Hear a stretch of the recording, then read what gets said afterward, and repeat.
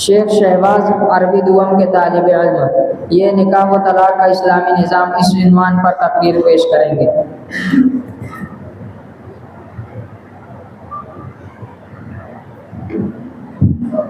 بسم اللہ الرحمن الرحیم الحمد للہ الواحد القہار الذي شرع النکاح والطلاق لصلاح العباد والصلاة والسلام على محمد المختار وعلى آلہ واصحابہ الابرار۔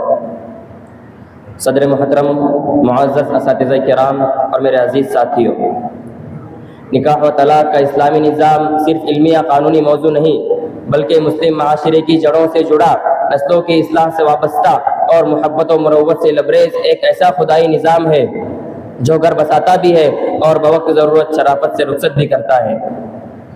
محترم حضرات، نکاح و طلاق انسانی زندگی کی دو انتہاؤں کو اعتدال کے دائرے میں رکھتا ہے۔ دنیا کی تہذیبیں نکاح کی رسم تو رکھتی ہے مگر اکثر طلاق کو یا تو ناممکن بنا دیتی ہے یا بالکل بے لگام کر دیتی ہے، لیکن اسلام ہر جذبے کو، ہر فطری تقاضے کو، ہر انسانی حالت کو قانون، حکمت اور اخلاق کے سانچے میں ڈالتا ہے۔ میرے ساتھیوں، نکاح مرد عورت کے درمیان صرف ایک معاہدہ نہیں ہے بلکہ ایک مقدس عبادت ہے۔ یہ وہ معاہدہ ہے جس میں محبت کو قانون اور خواہش کو تقدیس عطا کی گئی ہے۔ نکاح اسلام کی نظر میں نہ صرف نسلوں کے تسلسل کا ذریعہ ہے بلکہ معاشرتی طہارت، جنسی پاکیزگی اور روحانی سکون کا ذریعہ ہے۔ اس لیے نبی کریم صلی اللہ علیہ وسلم نے فرمایا، النکاح من سنتی فمن رغب عن سنتی فلیس منی، یعنی نکاح میری سنت ہے، جو اسے اعراض کرے وہ مجھ سے نہیں۔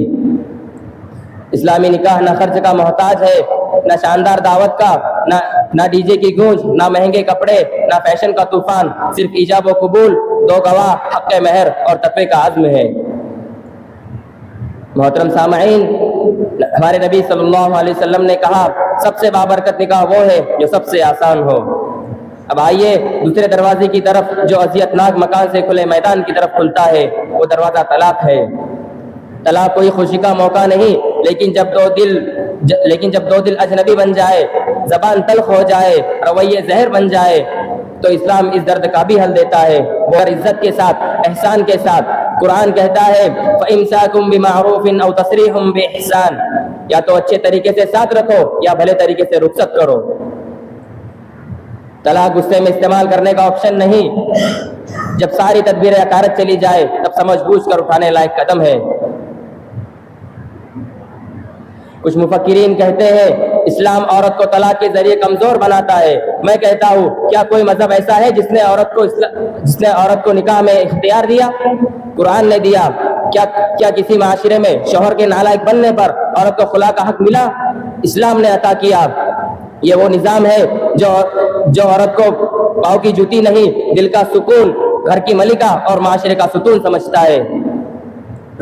میرے عزیز ساتھیوں، نکاح کو سنت سمجھو، فیشن نہیں۔ طلاق کو آخری حل سمجھو، پہلا ہتھیار نہیں۔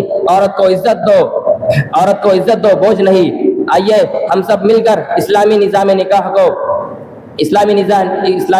نکاح کو سمجھے، سیکھے اور اس پر عمل کرے تاکہ ہم نہ صرف گھر بسا سکے بلکہ امت کو سنوار سکے۔ ان چند الفاظ پر میں اپنی تقریر ختم کرتا ہوں۔ وَمَا عَلَيْنَا إِلَّا الْبَلَاغُ الْمُبِينُ۔